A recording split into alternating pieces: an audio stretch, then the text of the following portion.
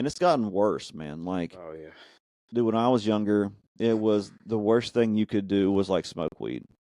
Like if you did that, it's like, oh my gosh, I you're a drug addict. I don't know if if it necessarily got worse. I think there's a bigger spotlight on it because Mm. there's some stories. Like there's one story I read into recently where it was the farmhouse killing in Germany, and it was this family and the whole family. So it was a house, and then the barn was like kind of attached to the house, like a garage would be, Yeah. and the entire family was found slaughtered in the Oh my garage. gosh. But as time went on and the case was being investigated, they found out that the patriarch of the family, it would have been the grandpa, was doing stuff with his daughter, Oh my gosh. and it's like, and a lot of those stories, those true crime stories, like murders, and back in like the 1800s, early 1900s, Yeah. it's the same story, it's sexual deviance, creeps, and Yeah. it makes them do bad things. And I think, I don't think there's necessarily more. I mean, there's probably more of it, but I don't think it's like to that degree. I think there's just a spotlight on it. Yeah. I mean, something happens, everyone's going to know about it in like 3 days on the internet, Yeah. So, That's true. Like internet became a thing or big when I was like 12, 13 years old. yeah. And since then, dude, it's blown up. You know what I mean? Like I Oh, had dial up internet. So you had to have a yeah. phone landline, and you know what I mean? It took forever. It was so slow, and downloads took hours. You know what I mean? If you want to download a song, you could forget it. Like Oh, yeah. you were there for a long time. And now, like with all the social media outlets and the news outlets, like anything that happens, we know basically instantly. Oh, yeah. Like if there was a bomb that dropped in New York, when I was a kid, you hear about it on the news. Yeah, you'd hear. You had to catch it on CNN or Yeah. Fox News. And now, dude, if it happens, we would know. We'd get an alert Oh, like yeah. on our phone and know Yeah. instantly. So yeah, you're probably right about that. People just have more access to it. It's easier to get out there. Yeah. I, I don't know how people get away with things in today's time. Like I really don't. There's cameras everywhere, Oh, yeah. and everybody has their phone out. I think that's crazy, Matt. That Yeah. the first instinct of somebody when something's going down is to get their phone out. Why is that? Explain that to me. I don't understand that. Uh, it's addicting, Yeah. The world of knowledge is at your fingertips. I mean, back in the day, all right, if you wanted to know anything, go to the library, get a book. Encyclopedias, bro. Yeah. Now, pick up your phone, ask AI, Google, whatever, and now, you know, stuff that would take people days to learn, Yeah. reading, it takes you like 5 minutes at most. And there's an addicting nature to that. I think also, over time, that habit just develops in society, and we're creatures of habit. Yeah. And, that if you're, a young child and, you're on an iPad, Nintendo Switch, something like that, that's going to be ingrained into your head. And then when you're older, you're a creature of habit. It's going to be a habit to pull out your phone, Yeah. And, in speech class for college, we did this presentation, and it was about nonverbal communication, right? And there's Okay. different, nonverbal codes. Like Sure. proxemics is what I did, right? And it's basically how you communicate with space, right? So the distance between us it means something, right? Because there's like intimate space, personal space, public space, and Interesting. but our project, we talked about how like technology is changing that, Mm. and you go out into McDonald's, and beforehand you would go up and stand in line next to people, talk to the employee, but now go to the kiosk, put in your order, Yeah. go to the corner, sit on your phone, and then wait for your order. Yeah. So it's like technology is like changing all this communication. It's also changing like you know appearance to, like, you're influenced by the newest trend, or what everyone's getting. And again, I mean, we're also, we pivot towards trends. I Sure. don't think that's a new thing. I mean, that's a historical, Yeah. Yeah. but now that trends are just on your phone, it's kind of an epidemic more than it's ever been. but I think of like, so my son Austin's 15, Yeah. Austin Brady is 13, and so this is like my generation's kids that are coming up Mhm. with this problem that we've allowed to happen. Mhm. Like at some point we said it was like, instead of handing them like a ball glove or a bat, we handed them an iPad or an iPhone, Yeah. and they got really good at that. You know, instead of taking them outside to play, we played Xbox with them. I think my generation is a big problem in that. I know that we blame all that these kids have no hope, but we've established we held their hand in this land of no hope. Oh yeah. We guided them in, and you know, I spoke at a graduation not too long ago, Very good and speech. I appreciate that. And there's some graduates that I think are going to do very well. Yeah. And there are some graduates that, dude, I'm gonna be honest with you, I'm worried about. Yeah. I don't know how well they're going to do in the real world Yeah. because of this, because of following trends, because of what they see. They follow. We are a generation that follows influencers now. We follow the people with the most followers. Like, what are they wearing? What are they listening to? What are they talking to? And that's their role models. And the reality is that there are very few people that make a living as an influencer. You know what I mean? It's just not reality. And their life is not reality. Like, No. it's fake. Yeah, I mean, beforehand, like around 2016, I mean, it was like the big thing where, you know, all these basically young adult influencers, they'd move to LA, they'd have these, you know, McMansions, Yeah. Lamborghinis, and cranking out these videos, and you know, it's just not a realistic life, you know. No. And I think you know, it's made society far more materialistic. Yes, You know, 100%. we're a consumer-based society Yeah. now. Back in the day, even like the Middle Ages, you know, we were producers. You know, you would go out and there's craftsmen, you know, bakers, Yeah. stuff like that. Nowadays, you know, that kind of need to create something, you Yeah. know, it's gone. Yeah. And social media doesn't help that, you know. No. No. I mean, and these influencers, they're not good people. I mean, they're half the time they're creeps. 100%. You know, they're just not good role models. Most of them are, you know, effeminate weirdos if they're men. Yeah. You know, and you know, they've never worked a day in their life, you know. No. And these kids get kind of duped into that idea that, you know, I can get a camera and, you know, make millions of dollars, and then, you know, there's the consumer aspect of it where they just don't want to create, you know, they just want to sit and consume. Yeah. And you know, the human brain needs a creative outlet. Yeah. And if you're basically programmed to not have a creative outlet, you know, I think that's damaging, and people will resort to alternative means.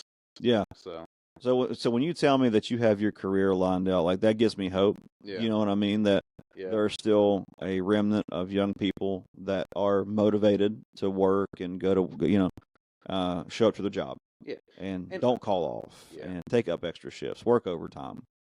yeah. I think, you know, Gen Z, there's a lot of, you know, for lack of a better word, hopeless people, but you know, there's a lot of people my age too that like will admit to the issue, like, you know, technology is an issue, or you know, even with the health side of things, there's a lot of people, you know, admitting that junk food's the issue. Yeah. And like, you know, as a kid, like you would want to, you know, eat McDonald's and, you know, candy or whatever, but you know, like nowadays, I don't like crave sugar that much, and Right.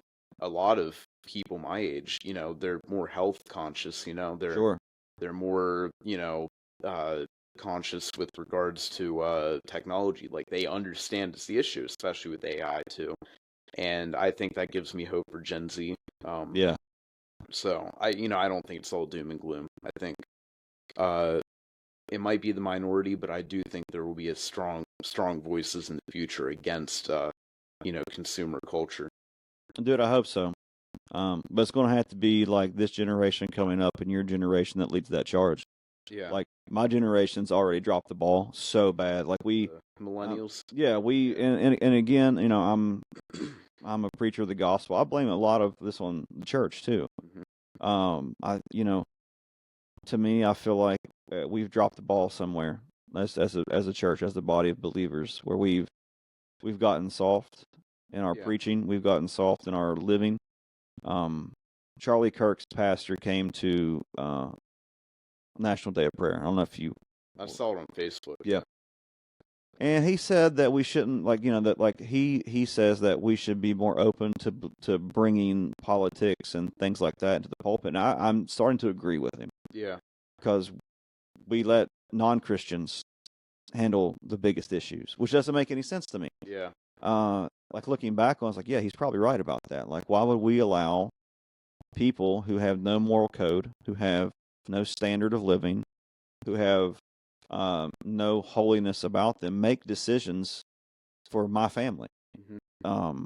Why would we allow them to make decisions for our church? Why we make decisions for our school when their standard is zero? Like, they you can say what you want, but the left side has no moral compass. No. And it's not going to get any better. And so when I see the problems that we have with young people attached to their phone, or young people that have that are soft, and part of me, I take a lot of blame for this, because I've had 20 years of behind the pulpit to preach and learn and do these things, and I have dropped the ball somewhere, and so now I'm trying to play catch up. Yeah, we all have, though. Yeah, and it's too late for me to make I'm still going to preach. I'm still going to do what I do. But as far as like me making the big impact now, like I'm in my 40s. My relevance to young people is dwindling. Like, that time is getting shorter. Yeah. Do you know what I mean? Like, there's going to come a day where I don't connect with young people like I did in my 20s and 30s, and it's going to be up to your generation and the guys who are young adults now that are going to have to start planting seeds, start turning this thing around, or it's going to get worse. Like, I worry so much about the 20, and there's going to be Christians that say, like, Jesus is king, not, something about the president or whatever. I hear what you're saying. However, the election in 2028, I'm nervous about. It's Like, gonna be a shit show. It is, and I don't know I don't know what conservative voice is going to come out for the red. I have no idea. Nobody good, Yeah, I can't think of one. It's so disappointing with, how Trump turned out, and I don't know how far you lean into that, but for me, he's dropped the ball. In foreign policy, he's dropped the ball. Economically, nothing's changed. Look at our gas prices, bro. I know, it's so ridiculous. Yeah. I shouldn't have to pay $4.50 for gas, but No. Nobody should, but No.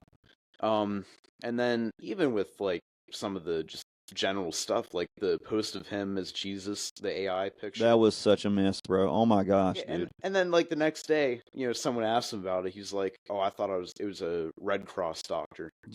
Really? Just a major miss. And I'll tell you, I think one of his biggest misses is adding Paula White. Oh, I know. Dude, that was so disheartening. And there's Paula White fans out there. You are greatly deceived, I feel like. If you like Paula White, you need to go do some research on this lady. Yeah. I call her a heretic. Yeah, there's one video I saw recently, and it was her praying. It was from years ago, but it came up now. And it was her, she was doing a prayer, and it said, "Let all demonic pregnancies miscarry." Wow. It's literally, and I'm like, one, what does that mean? And two, why would you say that? Yeah.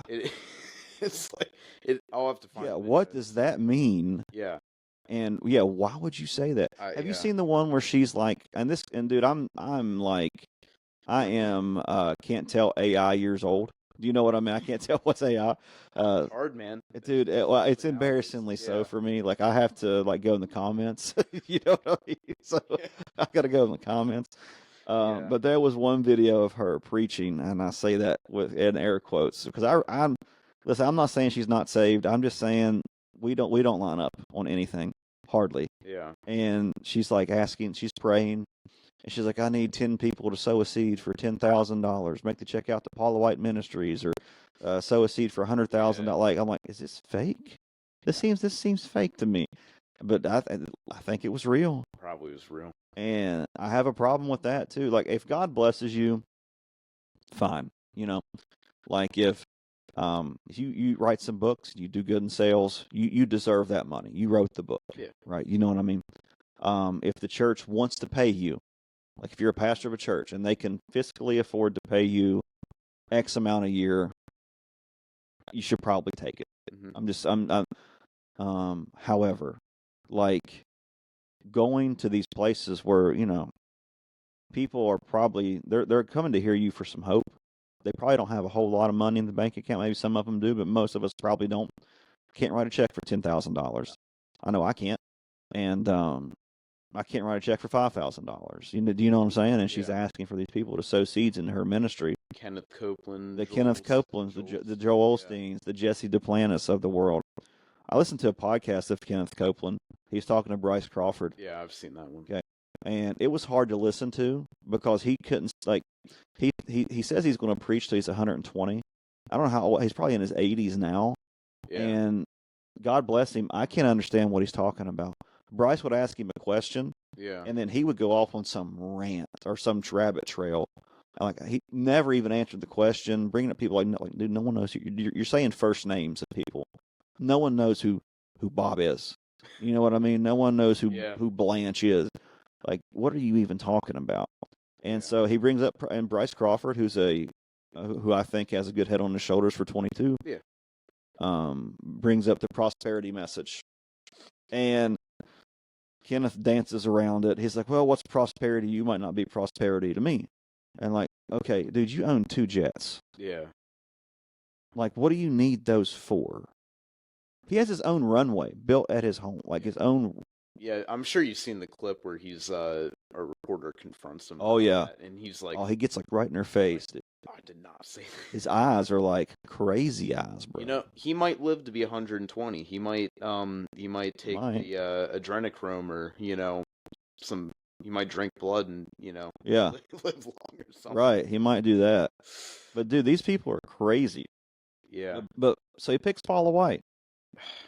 Yeah. Of all the people he could have picked, of all the what I would call big time evangelical preachers that he could have picked, like, there's a couple good ones in California that I'm pretty sure would have said yes. Yeah. There's a couple good ones in the South that I'm pretty sure would have said yes. A couple in Texas that I'm pretty sure would have said yes. And he takes Paula White. Why that pick? Because she's a girl? Because she's a female? No. Well, I think Paula White is his personal pastor. But also, I think, there's a spiritual side to it. I think there's a reason he picked her, and it's not a good reason. No, it can't be. Yeah. I mean, this is probably not, like, we shouldn't speculate on something like this, but do you think Trump's saved? Oh, boy. I don't think so. I'll tell you this, from his first term, when he marched across the street with that Bible in his hand. Yeah. I didn't like that. To me, that was heretical. I think there for a second, I'm like, oh, maybe, like when he got shot, and there seemed to be I get people take shots at you and you survive. It probably changes you a little bit. I thought there for a second, like, oh, maybe this is it. But now it's kind of like, oh man, I don't know. When the first deal happened with Iran, that lasted for like 2 days or whatever. Yeah. He was talking about, this is going to be an eternal peace, an everlasting peace. I'm like, you just don't use those words. No. Like, no one says everlasting, like, unless you're talking something biblical. Yeah. You know what I mean? No one says eternal peace unless you're talking something biblical. Not only that, but there's not really going to be everlasting peace. Not in this life. No, never. And so, do I think he's saved? Oh, boy. I mean, if I'm judging the fruit, it doesn't look good. Yeah. You know what I mean? Yeah. He could be. Maybe he's just not living. Maybe he's backslidden. Maybe at one point he was saved and now he's kind of fallen away. Oh, you think you can lose it, huh? No, I don't. Nah. No, I definitely don't. I definitely don't. I'm an eternal security guy, which Yeah. that'll probably be fun too. And I would talk to anybody about that if they wanted. I'm an eternal. I think once you're saved, you're always saved. I agree. However, I do think you can backslide. Yeah. I think you can have a reprobate mind where God says, "Have it your way." You're still saved. That's a gift that God's not going to revoke. He's not going to erase your name from the Lamb's Book of Life. I see no evidence of that. And I know people will talk about Moses or whatever. I think we could. That's a debate for another time. Yeah.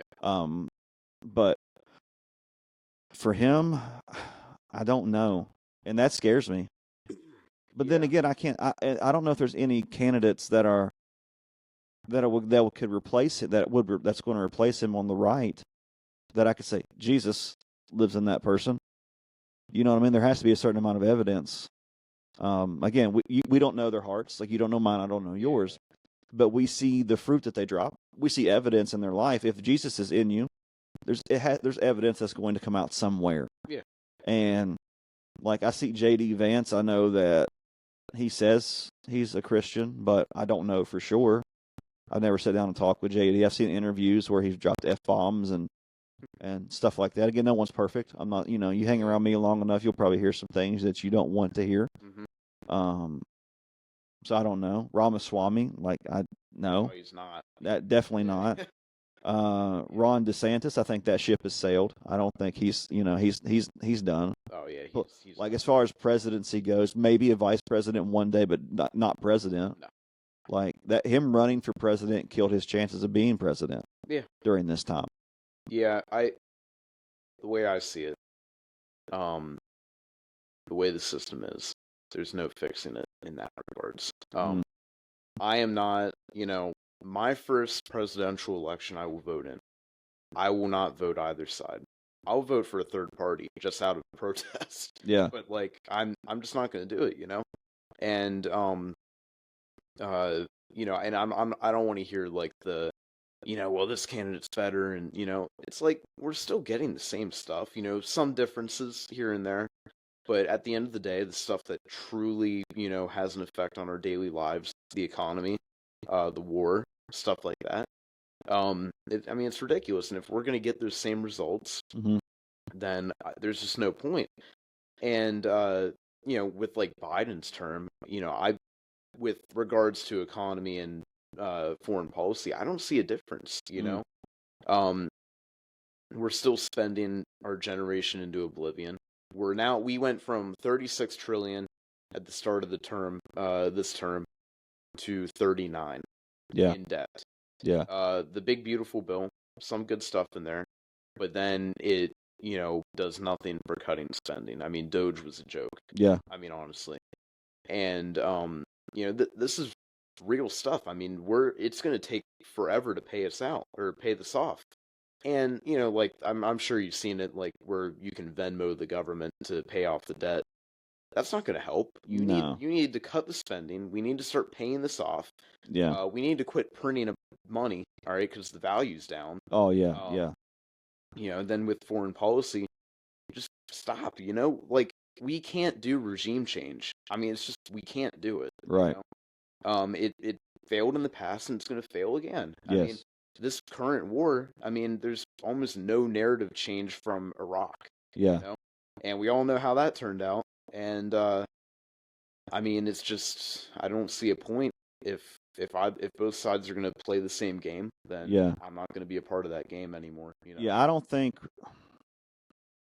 Dude, I don't know if you can set up a constitutional republic in Iraq. You know what I mean? I don't think you can do government the way we do government there. No, I mean the way Islam is, it's inherently, favors monarchy. Sure. And and no one takes that into consideration that these are Islamic countries. These are not Christian nations. No, and that plays into everything that they do. Yeah, so they're going, and it's also going to be a theocracy too. It's not. Sure. And we have to keep that in mind, and even with other countries too. But I mean, it's just not going to work out, I couldn't agree more with that. And I've been saying that for a long time. Like Oh, these, yeah. like I don't think they want it. No, and if they don't want it, don't give it. And Right. look, it sucks the innocent people, that are subject to that regime. Yeah, I 100%. feel for them. Sure. I really do. But in this country, we have an obligation to our own people. I And agree. whenever we can't help everyone out, and that's just a fact of life. And I know it sucks to say that, but I mean, we just can't afford it. We can't afford it. We can't afford the loss of American life. We can't afford spreading our military thin. And we also can't afford to look like idiots in front of like China and Russia too. I mean, Sure. Yeah. I mean, good luck with Ukraine ending if Russia's watching us with Iran. I mean, they're not going to take it seriously. Yeah. So, I mean, I will say though, between Biden and Trump, yeah, at least Trump appears to have strong leadership in comparison to Joe Biden. Yep. You know what I mean? Yeah. So with Biden, it was like he's kind of a joke. We can Yeah. do whatever. With Trump, he has a level of crazy and a level of arrogance Yeah. to where he might do something wild. So I think it's for some of it, it's okay. Look, I voted for him. I voted for Donald Trump in Yeah. in 2024 over Kamala Harris because I didn't think we could do another 4 years of what Biden did or worse. Yeah. I am not thrilled with what's happening now. And like it's got us to the point like we want to go on vacation, but can we afford the gas to go on vacation? Like Yeah. I don't want to pay $5 a gallon because it could be $5 a gallon by June. I mean, I don't know. I don't think it's going to get any cheaper. No. And I know there's talks right now. Like I got a notification a little bit ago that that there could be a treaty within 3 or 4 days. It'll last like a week at most. That'll last like a week. Yeah. And then they'll start bombing ships in the Strait again. Gas will drop to $4 a gallon for about a week, and then it'll shoot back up because, I mean, people don't understand. These people want war. Yeah. They want this. They want to. They're waiting for their Mahdi to come. They're waiting for this, and the only way that comes is through war. Yep. They're wanting this. Yeah. So I don't know, man. I hope something happens. I'm pretty pessimistic at this point. Like I don't see it getting any better. Yeah. I mean, either way you look at it, we've already lost in a sense, There's the American life we've lost, innocents on the Iranian side that have been lost. And then in the long term, I mean, we've paid billions on this war. Billions we're not going to get back for a good while. Yeah. And then also, if we win the physical fight, we've also, regardless of that, we've radicalized an entire generation of Iranians against us. Yeah. And then again, we're losing our grip on that region. It's not going to be the same, especially with the Strait. And then, like I said before, China and Russia, they're watching, Yeah. And China is going to be a big player in like the AI race and, Oh, dude, yeah. economics. And then you obviously have Ukraine and Russia. If they're watching us and seeing what's happening now, we're not going to be considered serious. And especially after 4 years of Biden. It's a complete joke. Yeah. And if we're getting 4 years of similar stuff, we're gonna get the same results. I mean, I'm hoping that a conservative gets in there in 2 years. I don't know though. I don't know. I don't know who the left is going to throw all their money at. I mean, I keep hearing Gavin Newsom. I just don't think that's. He's got the look. He's very handsome, very well spoken. He's got the look, but I think he kind of screwed himself whenever Charlie Kirk came on and he admitted that women and men shouldn't be in the same sport. Yeah, I that kind of surprised me. I was like, oh, maybe he's not as progressive as he's made out to be, and that's not me endorsing him or right. No. It's just me saying like, he's a little bit more moderate than like Kamala Harris, I would say. But yeah, maybe that's what the left wants, because they lost on Kamala because of how progressive she was, and maybe they know that. Maybe they know they need someone a bit more moderate. yeah. I've also heard Wes Moore. Oh, really? Yes. Interesting. Yeah. Interesting. Yeah. Wow. Wouldn't be a fan of that, but I don't know about that one. no. I thought he would. I thought he screwed himself over with the financial situation in Maryland. Yeah. But now he went on Patrick Bet David, and Mhm. it's like, have you ever watched Patrick Bet David's podcast? No. So he's a pretty weird communicator, but he also like butters up the guests, So even though he's a conservative, he's kind of sitting there and he's like just like pushing. It's like he's pushing Wes Moore to run for president. It's like, stop. Yeah. Like quit giving him the idea. Yeah. So yeah, I mean, I it right now what I can see, it's either between Newsom, maybe Westmore. I've heard AOC or Bernie. I do not think they're gonna go AOC.